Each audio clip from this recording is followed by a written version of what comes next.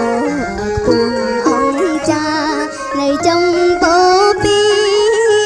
សម័យអង្គរមានអរិយធម៌ខ្ពស់អង្គចានៅចុងពោពី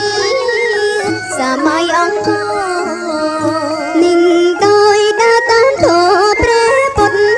មានគីបរិសុទ្ធថ្លៃបប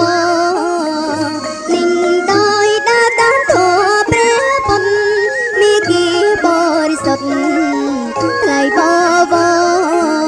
គឺជាមូលដ្ឋាននៃវប្បធម៌សម្បត្តិដ៏ល្អ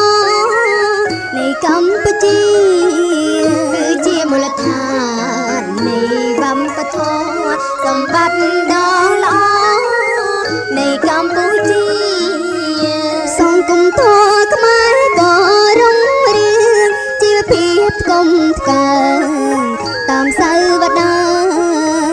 សង្គមធម៌ខ្មែរក៏រុងរឿងជីវភាពថ្កុំថ្កើង